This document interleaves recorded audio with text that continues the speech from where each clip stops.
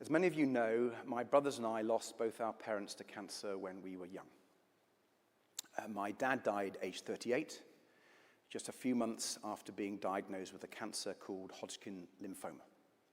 I was only 4, so I don't remember it very well. What I do remember is my mum's grief and her incredible strength in the months and years that followed after being widowed so young with 3 boys under 10. Then, when I was 9, cancer came for Mum too. She was diagnosed with breast cancer, and I do remember how that felt. She had treatment, including a mastectomy. But 3 years later, they found secondary breast cancer, metastatic cancer, in her bones. And they told her it was incurable. Yet Mum refused to accept that it was incurable. She battled it for 3 years for her boys. She tried everything, including a naturopath, while we looked after her. It was hardest, of course, in the last 18 months or so as she became bedridden and the pain became excruciating. For me, caring for her became my life before school and after school. I'd sit for hours on her bed, talking to her, telling her about my day, listening to her stories, trying to make the most of every minute. When she was fighting the cancer with the naturopath, my top task was mashing up carrots and apples for the healthy juice drinks she lived on. Then was helping her with the pain, pouring out doses of morphine from this big bell jar we had in the kitchen. I don't think they'd allow that now. Putting pads on her legs and sides so she could give herself small electric shocks when the pain got really bad. It was a tough period as a teenager, but it was much, much tougher for Mum. Yet those years were also special. They gave me an incredible bond with my mum. She was so strong, so resilient, fighting to be with her boys, even in the face of such a cruel disease. I like to think I learned a lot from her. I was 15 when she died. They'd put her on a totally unsuitable dementia ward in Nottingham General Hospital. I was visiting her on my way to school, in my school uniform, by her bedside when she died. Now, I don't tell you all this because I want you to feel sorry for me. Not at all. It was a long, long time ago, and I've been very lucky since. But I do tell you all about this because actually, too many families have their cancer stories, like mine, today. My family story isn't unique. There are millions of us whose lives get turned upside down by cancer. This very day, across the UK, 1,000 people will hear that fateful diagnosis. 1,000 people choking back tears as they try to process what it means for them. 1,000 people trying to figure out how to tell their loved ones, how to break the news to their partners, to their parents, to their children. And then 1,000 people wondering what comes next. Now, we are fortunate in this country that there are brilliant people in our NHS and in charities like Macmillan, and there's a story of progress and hope. Cancer mortality rates have fallen by 25% in the last 30 years. 10-year survival rates have doubled in the last 40. Diagnoses like both my parents were given are no longer necessarily the death sentence today that they were back then. Science and universal healthcare really are wonderful things. But I still think we could be doing so much better on cancer. Far too many people are still waiting far too long for a diagnosis or to start treatment after being diagnosed. And I'm afraid to say, they've been let down and forgotten by this Conservative government.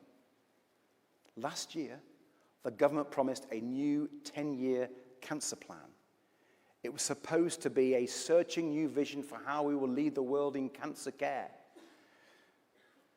This year, after 2 changes of Prime Minister and 3 changes of Health Secretary, that plan has been junked.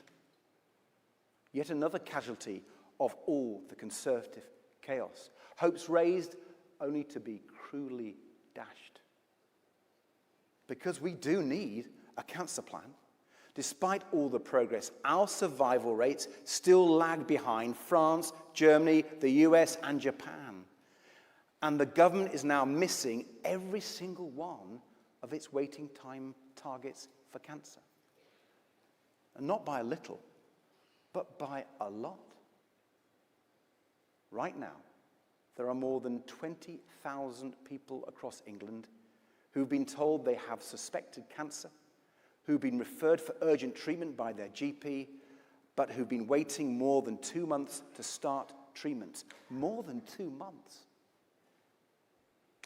Just imagine the fear, the anxiety, the helplessness. Knowing you need treatment, knowing every day could make a difference, but powerless to do anything but wait. Like Ian, an engineer I was speaking to just last week. Ian lives in Nottingham, just down the road from where I lived with Mum before she passed away. And like me, Ian lost both of his parents to cancer when he was young too. Ian had been fit and healthy all his life, but he was diagnosed with bowel cancer 2 years ago in his mid-60s. The National Screening Programme caught it early. It was a small stage 1 tumour. Crucially, it was operable. Ian needed chemotherapy and surgery as quickly as possible. But he was kept waiting for 4 months before starting any treatment. And now his cancer has progressed to stage 4, spread to his liver. Now it's inoperable. Ian calls those 4 months of waiting the worst time of his life.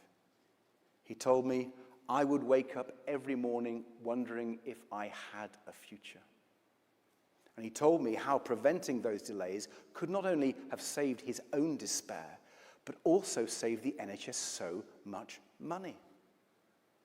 Conference, it's just not right to keep people in such limbo for so long. We owe patients better than that. We owe their families, their children, and their loved ones better than that. We owe Ian better than that. We must do better than that.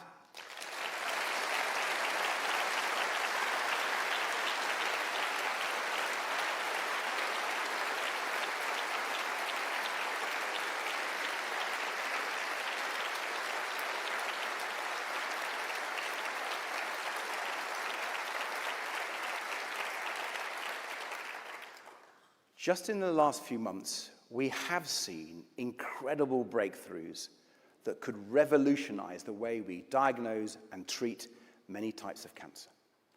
Trials of a new blood test that can detect more than 50 types of cancer are really encouraging, and the head of the NHS says it could transform cancer care forever. A simple blood test you could even carry out at home. Or the new breast cancer drug trialed at the Royal Marsden Hospital. It's been shown to slow the growth of tumours and even shrink them in many cases, with far less debilitating side effects than chemotherapy. Just think what a difference breakthroughs like these could make. Think how much time they could save, how much misery they could prevent, how many lives they could save. And it's the job of government to back research like this, so scientists and doctors can make the next breakthrough, and the one after that, and the one after that. It's the job of government to make sure that whenever those breakthroughs happen, the NHS rolls out the benefits to patients as quickly as possible.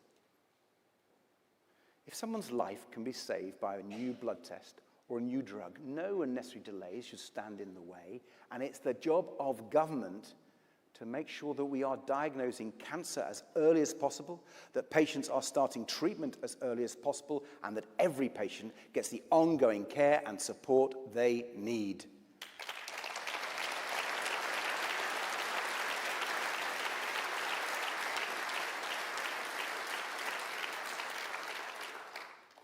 Now, friends, none of this actually should be party political. I know there are MPs in every party who have lost loved ones to cancer, like I did, or indeed who've battled cancer themselves. So I fervently hope we can build a consensus across politics to make cancer a top priority in the next Parliament. But as leader of our party, I can at least promise you this. For Liberal Democrat MPs, it will be a top priority. And that's why today I'm announcing our new and ambitious plan to end unacceptable cancer delays and boost survival rates.